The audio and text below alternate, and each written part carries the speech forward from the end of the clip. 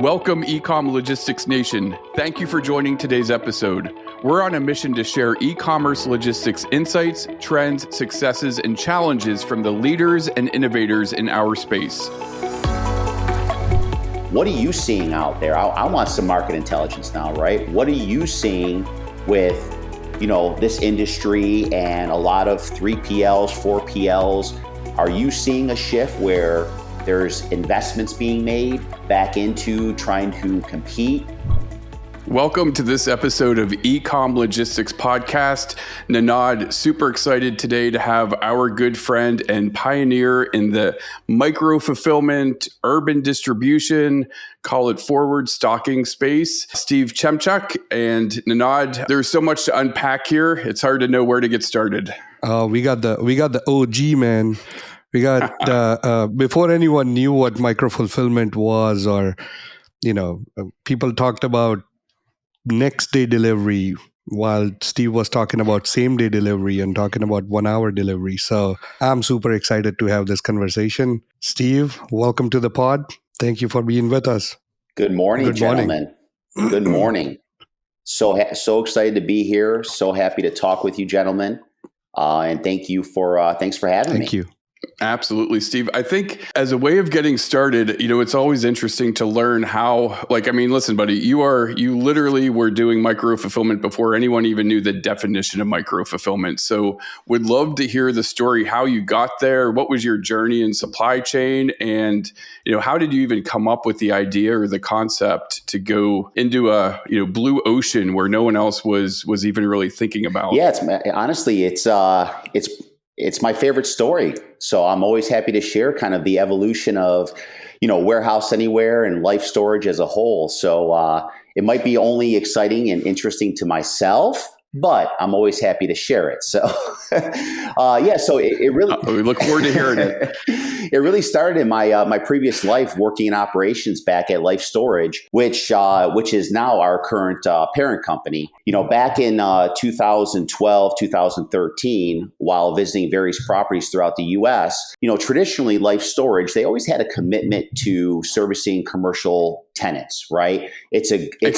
For everyone's sake, who is Life Storage? Because people might not know who Life Storage is. Yeah, great point. So Life Storage is a publicly traded REIT, real estate investment trust company, specifically in the self-storage industry sector. They are the 3rd/4th largest owner-operator of self-storage spaces in the U.S. And the reason I say 3rd or 4th, because they kind of flip-flop back and forth between CubeSmart, Extra Space, and Life Storage, all due to acquisitions. A lot of M&A in that world, right? So right now, Life Storage does anywhere between $800 million to just over $1 billion worth of acquisitions annually. So wow. That's why that number changes so rapidly throughout the year. Plus, there's a segment of their business that is what they call third-party management. So that's where, us being one of the top 5 largest self-storage operators in the U.S., a lot of small and mid-sized developers, would outsource the operation and the infrastructure to Life Storage, right? So they would actually build the properties, but then they would hire somebody like Life Storage to come in and actually manage the day-to-day, right? That's everything from infrastructure, systems, staffing, marketing, call center support. So that's what that third-party management. So that also adds to the portfolio of available properties that we utilize at Warehouse Anywhere. Awesome. Thanks for that. No, you are welcome. So back to your story. Back to my story. So in my previous life at Life Storage back in 2012, 2013, I kind of moved up through the organization. I was in operations and I was visiting various properties throughout the U.S. And like I said, Life Storage always had a good commitment to servicing commercial customers. But back then, the commercial customer was more like your local and regional organization, right? Landscapers, doctors' offices, law offices around, immediately around those self-storage properties that needed excess file storage, so on and so forth. But as I started to notice, I started to see a lot more large, mid-cap to large cap enterprise organizations storing at our locations.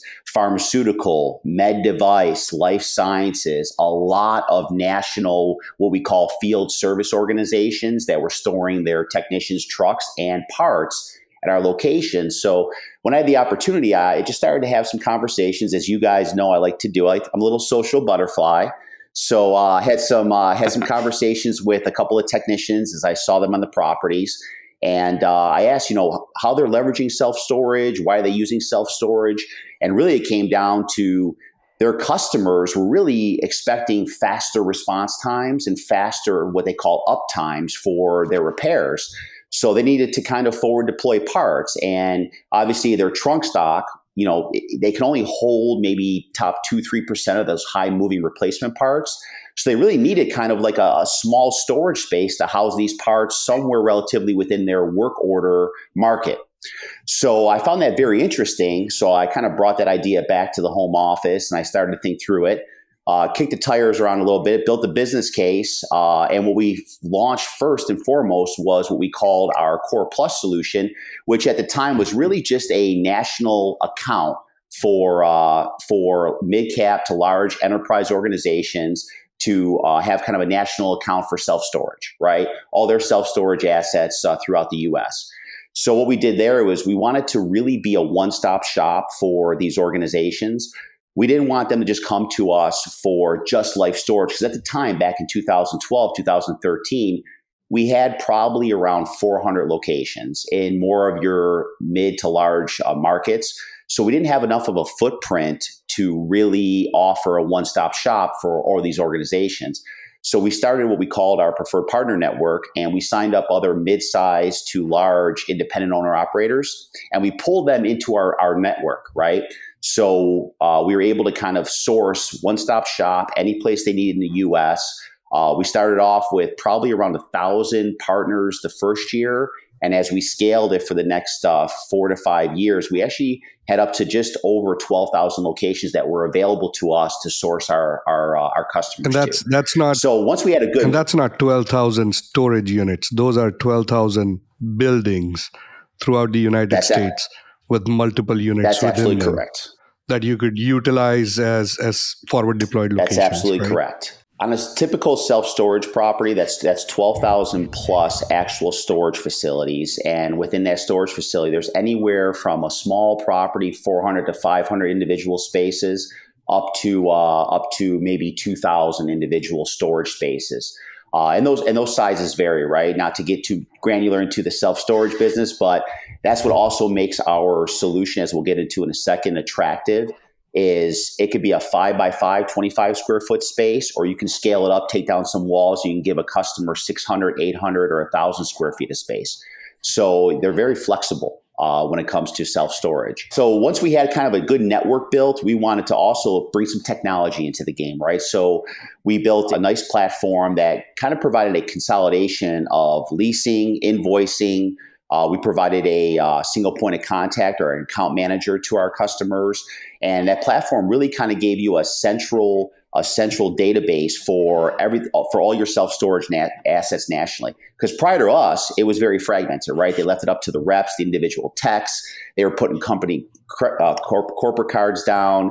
You didn't know if they were storing in a 10 by 15, a 10 by 20, if they were overpaying for square footage, underpaying. So this really gave a lot more control and visibility for these large enterprise customers to control cost. And on the pharmaceutical and life sciences side, it also made sure that the reps were storing in a compliant self-storage facility, climate control, proper security protocol. So it really just gave a lot more control to the organizations. And then the evolution of Warehouse Anywhere took place from there. We really just kind of followed our customers, right? At the end of the day, if you do a good job of working with your customers, and you really have a vision to make sure that you're going to not just be a vendor to your customers, but really help them build their business, right? Give them a differentiator in the marketplace. So they love the fact that we were able to consolidate all of their storage assets nationally. We gave them kind of a forward deployed network, a node-in-node model. But now it was more, they wanted more than just the location. With the location was great, but they were still depending on their field reps, either a sales rep or a field technician, to become a warehouseman. And we all know that that's not their expertise. So there was a lot of shrink. There was still a lot of delay in replenishment orders because it was on them. So they really kind of pointed out to us in a lot of our QBRs, can you help us with our inventory, right? You have the locations. Can you also help us manage the inventory? So we kind of evolved our business. We invested in some R&D.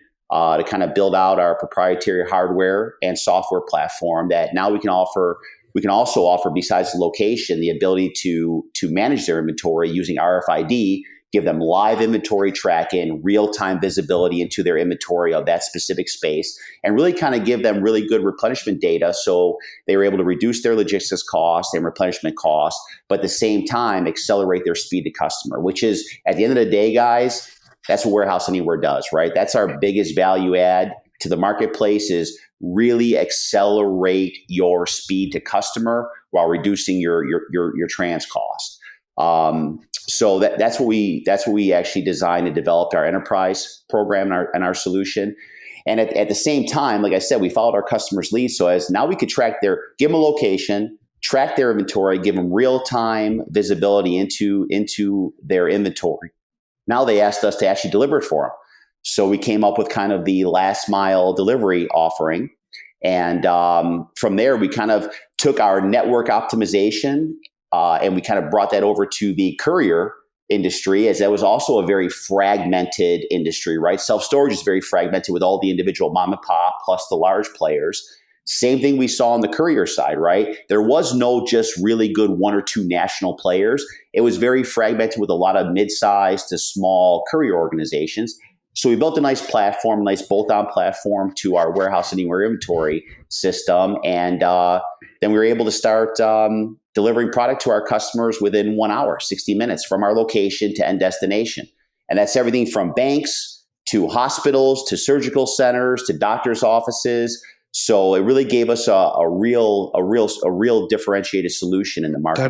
That is an amazing journey, right? So you go from taking this analog space, turn it into just a consolidation of invoices in this vast network, right? So use your network plus another locations. I mean, the first time I been in the space, heard about the term dark store was in about 2018, 2019 timeframe. And you were doing dark store way before that at this point, right? So again, that's not what it was called, but you establish that, you give these locations. Next step, you follow the customer to try and define inventory tracking for them. And that in itself is a pretty large move up, right? So the big challenge that you face is, of course, in a large 10,000, 20,000, 50,000 square feet warehouse, it's a manned warehouse. But when you're going into a situation where you got 100, 200 square feet, you can't have a person just sitting there. Well, how do you keep track of your inventory? You solve that problem by getting an RFID solution in there. And it's real-time reporting information back saying, at this location, you got X units available in real time, and you can now go and get it with all the necessary security. And then layer that on top with like a last mile courier network.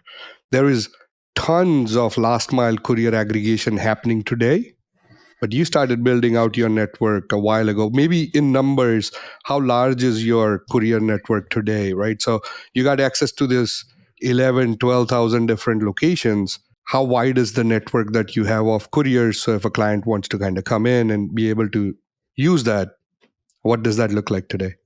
Yeah, right now we're at about 25 total courier vendors, but that gives us access to about just over 30,000 individual drivers. And there is an element with a couple of our current vendors that came into the marketplace about 5 years ago.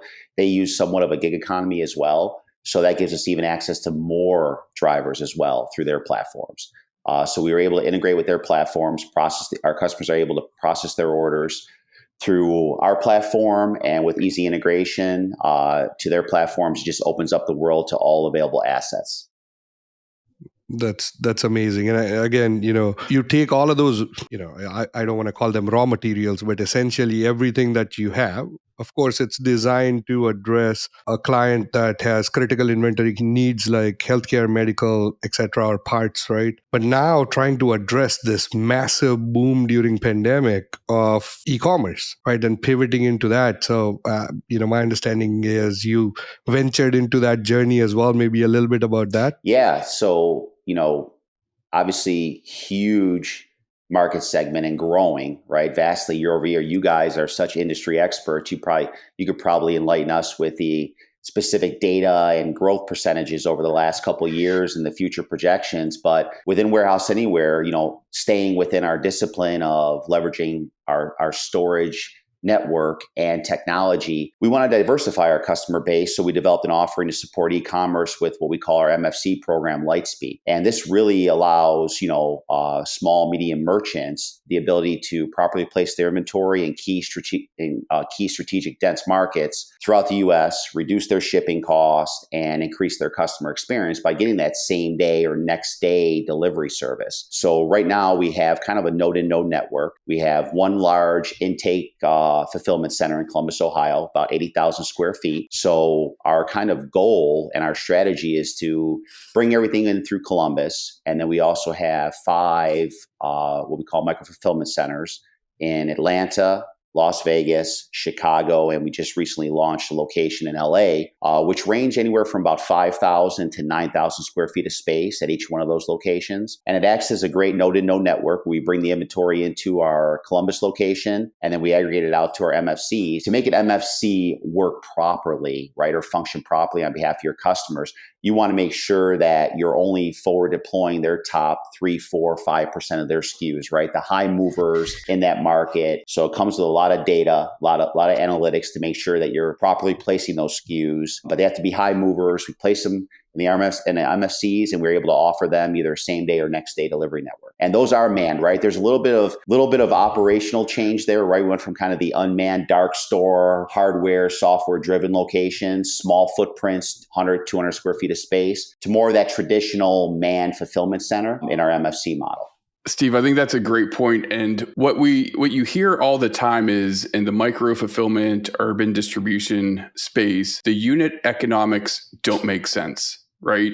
It's really expensive. It's expensive real estate. It could be expensive transportation. But what I'm hearing you say, which I think is probably really important for people to kind of latch on to, there are segments of the market. For example, right, if I need my knee replacement, and if I'm having knee replacement surgery and I need that sent to the hospital within 60 minutes, it's not about unit economics. It's about speed, right? It's the urgency to get something from point A to point B. But what you just said on when you think about brands and e-commerce, I think that's super important. I'd like to go back to how to make sure that you have the right inventory in the right market.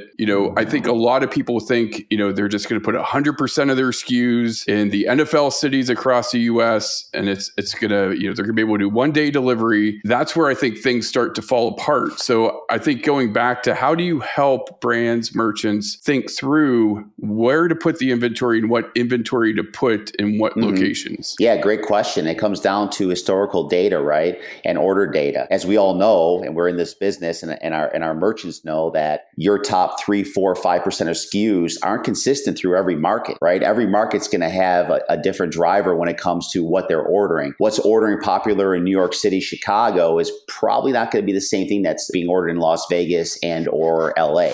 Right? So it's all about building the right platform with the right inventory optimization algorithms to make sure that you're properly forecasting and you are placing that inventory at the right location, at the right center. So that's kind of the formula that we use, is to make sure that we're just providing the right technology base and the right inventory optimization capabilities to provide our customers the right data points to make those decisions. I see on the e-commerce side, the challenge being kind of end-to-end as well, right? It's, of course, from a logistics standpoint, trying to make a determination where the inventory needs to be at any given time, right? Like if I get 100 of item A and I have 5 locations that I can send to, first of all, what percent needs to go where? And, you can leverage some historical, look at some trending, some of the promos that you're going to run, et cetera, from a sales standpoint, but also time in transit, lead time, et cetera, that needs to be taken into consideration to replenish these locations. The benefit is not just the cost of shipping,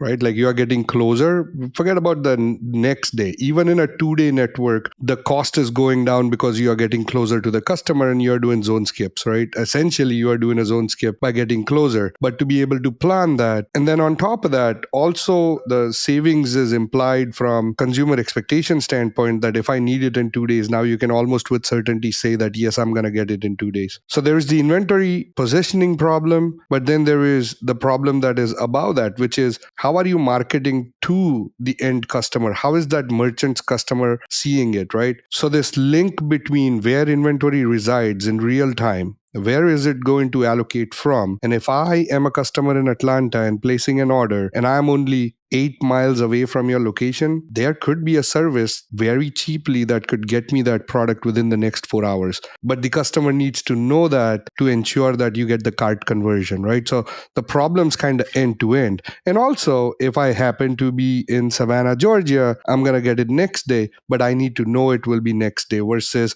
if Atlanta is shipping to Chicago because there's a stockout condition in Chicago, it's going to take 2 days and the customer needs to know that at the time of checkout.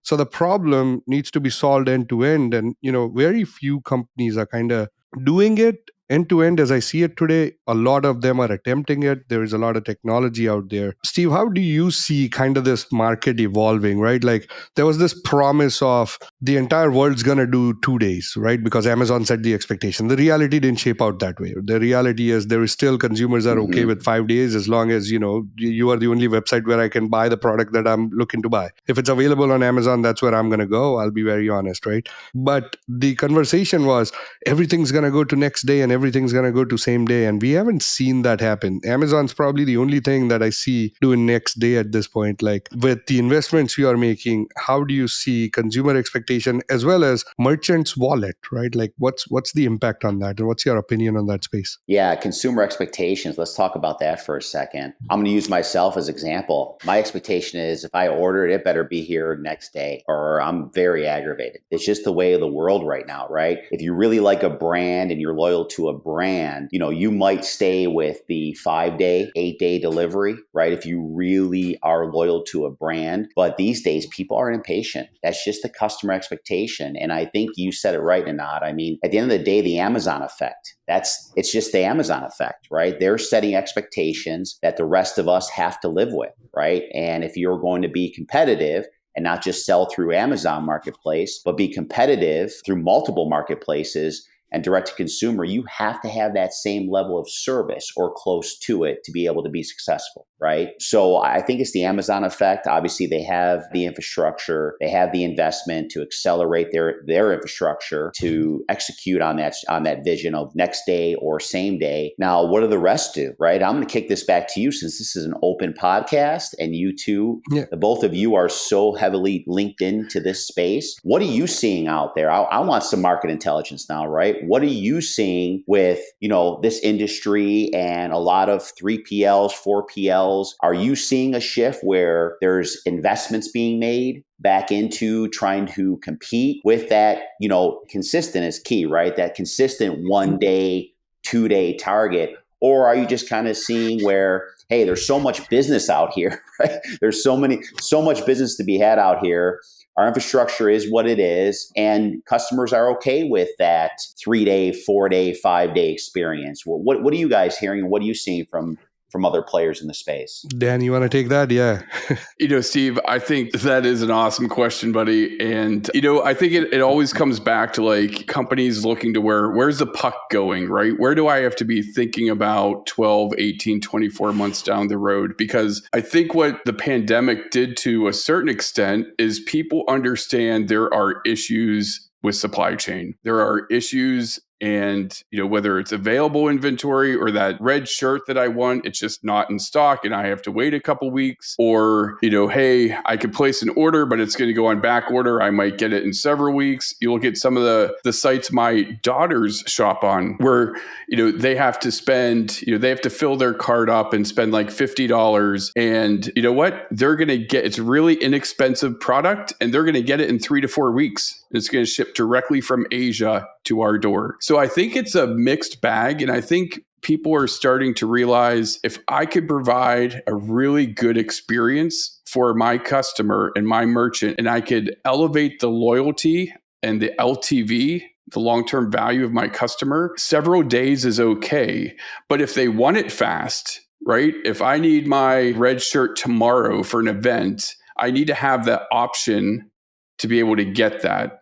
But if I haven't procrastinated, which doesn't happen that often, I'm okay with, 3, 4, 5, 6 days. So, I think there's a lot of really cool innovation going on in the space today. We see and we work with a lot of companies that are investing in the tech to make those decisions upstream, right? So how do you have the least amount of relevant inventory closest to the customer as possible? Because listen, 5 years ago, 7, 8 years ago, 5 days was the norm. You didn't even have to fulfill an order the same day, right? An order could drop into your warehouse and you picked and packed it the next day, and that was okay. And then it was delivered in 3 to 6 days. That was the expectation. I think everyone realizes eventually, and I think you said it perfectly, Steve, Amazon does set market trends. So all you have to do is follow. It's just a matter of when will that become the absolute experience that everyone's going to demand. Yeah, and I don't know. What are your thoughts? Yeah, there, I mean, exactly that. Like, I'll categorize, right? There's the general merchandising, right? Which is from an Amazon perspective, you're going to see if I need something and it's available on Amazon, I want it tomorrow. Then there are the things that are not available on Amazon and I want them, right? Let's talk about apparel to a certain degree, branded apparel.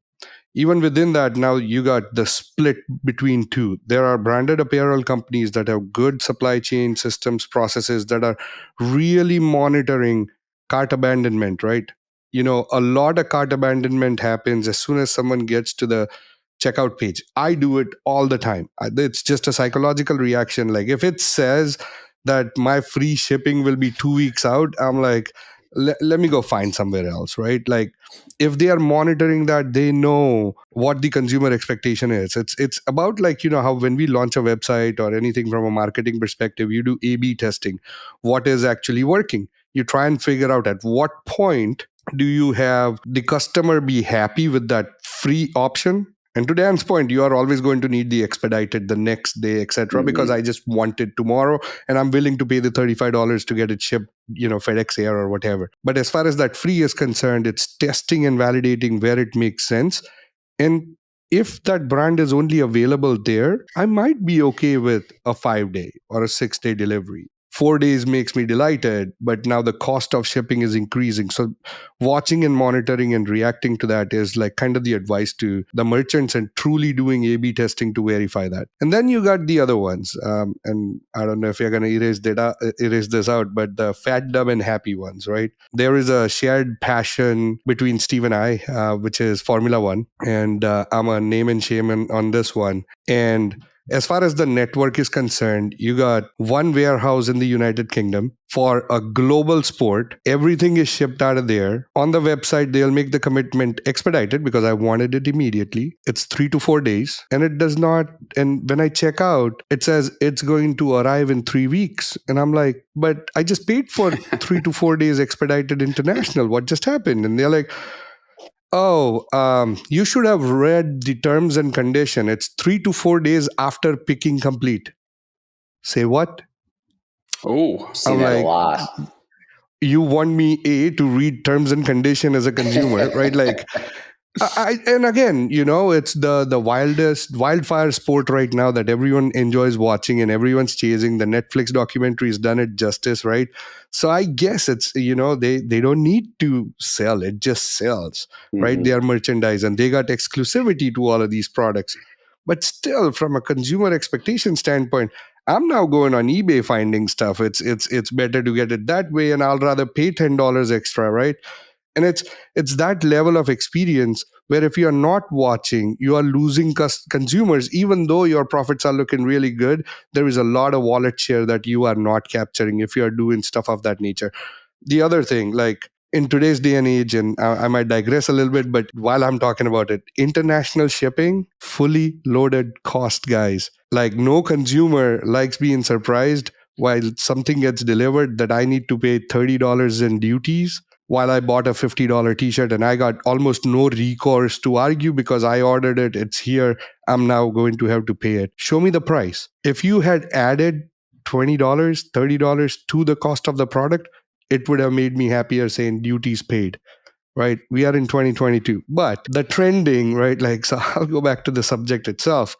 It's all over the place right now. But it's the smart ones are, ensuring that they just don't listen to, talking heads like us that are going to say, the world wants 2 days. Mm-hmm. The world does not need 2 days. For their brand, 5 days might be okay. It's still okay. And as it evolves and shifts, keep testing, keep validating. Cart abandonment, one of the best place to validate. Like when you get into the checkout screen, if someone's dropping you off, chances are it's related to the shipping options you have. Verify what works for you and you are going to get a larger wallet share. But yeah, that's, there is no simple answer to that is what I've found at this point. And it's going to be depending on what you are selling, what the demand happens to be, how exclusive are you. But if you're general merchandise and that stuff exists on Walmart.com, Amazon.com, any of these sites and marketplaces that are giving you the next day, 2-day delivery experiences, consumers will pay a couple extra dollars and get it with that option. So, Yeah, it's funny. I saw the evolution on the B2B space, the speed to customer that evolved a little faster than the e-commerce space. Like I said, back in 2012, 2013, large enterprise organizations were already trying to solve on speed to customer, right? A couple things, enhanced work orders per day for their technicians, but also it was part of the RFP process. A lot of their customers were putting in time to repair, time to delivery as part of the RFP process, right? So I really saw that evolve a lot faster than the retail space.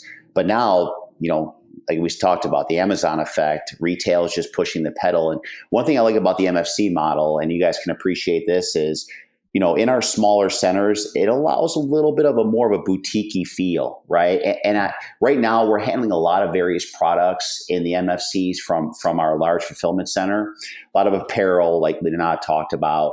But I see the MFCs evolving more into that health and beauty, craft beer space, right? Especially when we talk about, dense marketplace, people sitting around in a large city, Thursday, Friday, Saturday, big demand, weeknights and weekends where they just want something and they just want it quick.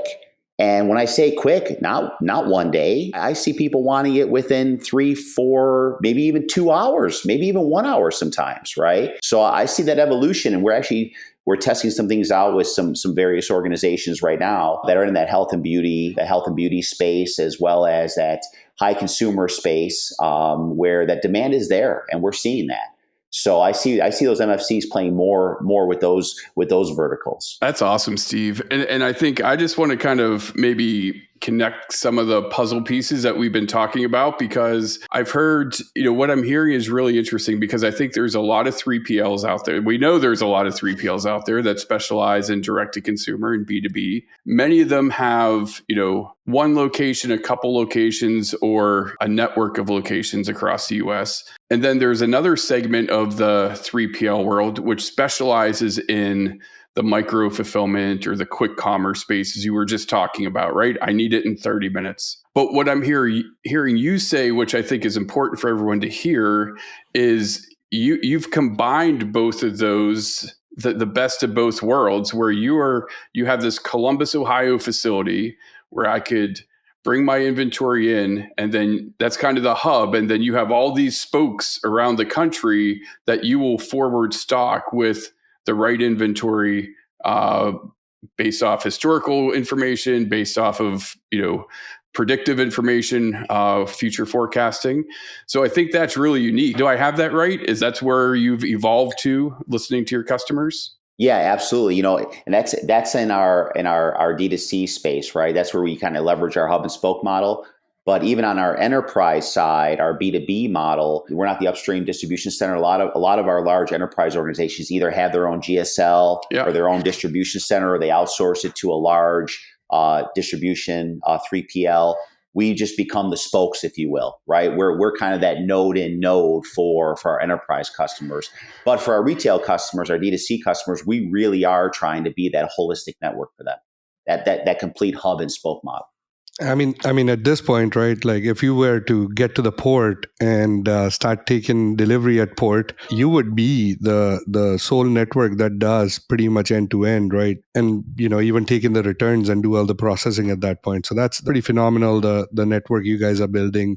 I'm excited to see the journey of where it ends up going from here. You and I both. It's definitely an evolution, right? Yeah. It's always an evolution, but it's an exciting space. It's an exciting time. And, we're all encountering some supply chain issues these days, right? Post-pandemic, but, we're excited about the future growth of our solution for sure. Yeah, there is, so many things that we could discuss with you just because, the amount of spaces that you got your, fingers in, the B2B, the direct to consumer, the micro fulfillment, right? There is the last mile delivery space. Very specifically, of course, you have figured out the last mile delivery as far as critical inventory is concerned, healthcare is concerned, a single delivery for, a part that is required for a surgery for a person that's on the operating table. If the delivery within 1 hour is going to cost $120, no big deal, right? Like, get it done. But when it comes to e-commerce, right, these products, how do you see that space kind of evolving? There is a lot of new tech players coming in this space. Mm-hmm. Maybe it's not 1 hour, but it's 4 hours. It's same day. Mm-hmm. It's a volume problem as well, right? Where do you see this industry kind of going, shifting, shaping up to make these deliveries still? Of course, it's not going to be as cheap as, the aggregate delivery volume that you get out of national carriers, but getting it within a reasonable range that it's not major part of the wallet. Or the cart, right? Yeah. How do you see it shape up? Yeah, you guys have to tell me if you know anybody in the space. I don't see anybody really doing it well or economically right now. But the way I see the evolution, right, like you said, Anand, that B2B delivery is vastly different economically when it comes to a hip or a medical device that is, $20,000, $30,000, $40,000 and has to be there in 60 minutes compared to the shirt, right? Vastly different worlds, vastly different economics, right? And what's the customer willing to pay for that service? From a retail perspective, I see facilities like ourselves, like our in-market micro-fulfillment centers leveraging gig economy, right? I think the Ubers, the Livs of the world, I think if we can tap into that type of ecosystem, the economics would work. Batch delivery, right? Once you have enough volume, same day demand, you can get into batch deliveries, right? Where you have certain batch deliveries going out 3, 4, 5 times a day based on order time to solve for that same day network. To bring that all together, there's going to be some development. There's going to be some technology that's necessary, right? And that's what's lacking right now. So, we see an evolution within our kind of development strategy to hopefully solve for that one day. But right now, those are really the only two ways I see from a retail perspective, it being economically sound for that same day delivery capability to actually hit the market consistently. And there is something to be said about like aggregating, as I see in the market, there is a lot of players trying to solve for this, for their particular problem. You got the convenience stores that are trying to get the 30-minute delivery going within urban centers. You got, companies trying to solve for Uber, Lyft, etc., trying to solve for their own problem, right? Or build their own networks. You trying to solve for your own problem. And there is like no aggregation happening. And there is value proposition and your offering being the one, but the volume problem is what makes it cost prohibitive. Mm-hmm. So if I'm doing a delivery every hour within a zip code, I now need enough volume for it to make sense for the 6 or 7 deliveries that I do within that zip code or more, right? Like, sorry, I'm Canadian. So when I think about my postal codes, they are smaller than the US zip codes. It's in essence trying to get that aggregate volume. And environmentally speaking as well, rather than everyone going at it independently, there is an opportunity for aggregation. Yes, it's value proposition, but no one's going to get there other than the hyper giants like Amazon that have the volume. Mm-hmm. If everyone else wants to get there, maybe joining hands is what makes sense, right? And trying to figure it out. And, just an opinion, it's, I'd like to get your thoughts on it. But from my standpoint, it's a really difficult challenge to overcome.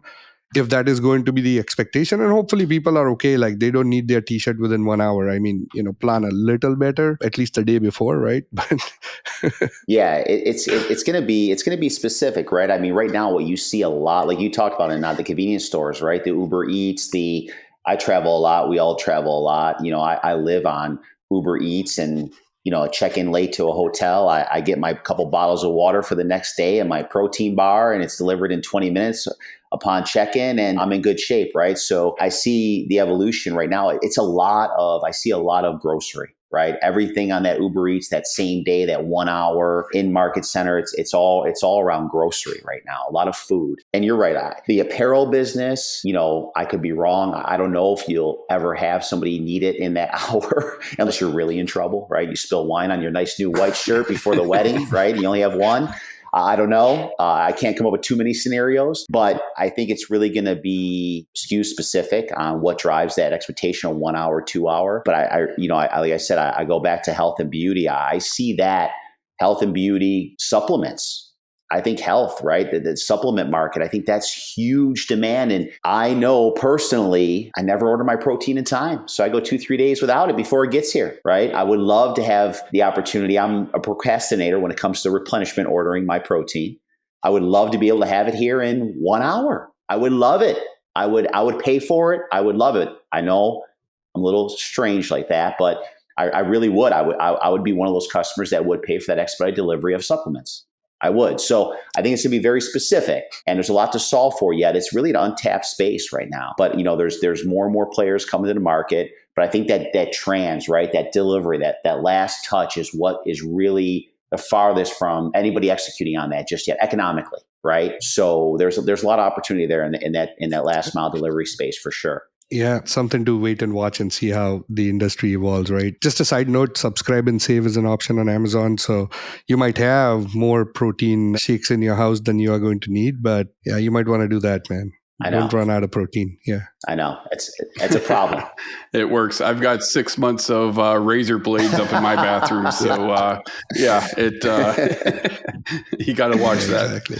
Well, Steve, I think this has been awesome. Absolute awesome time spent. I'd love to just put a bow on the gift of knowledge that you've given everyone over the past 40 or 45 minutes. And how do they learn more about Warehouse Anywhere? How could someone find out more about you? How could someone reach out to you? So if you could share that would be awesome. Yeah, that's great. Come to warehouseanywhere.com. And, just click out read through our site, learn more about our specific services, and submit a contact form. And myself or one of our sales associates will follow up. And we're excited to reach out to more customers who are in need of our services. That's amazing. Awesome. Well, thank you so much, Steve. Thank you so much for having me out. Thank you, Steve. Like coffee with you guys more often. So invite me back anytime. I appreciate the opportunity. Awesome. Thank you. Have a good day, everyone. Be sure to subscribe to the podcast to maximize your supply chain. Available on all major podcasting channels. Thank you for listening, and see you in the next episode.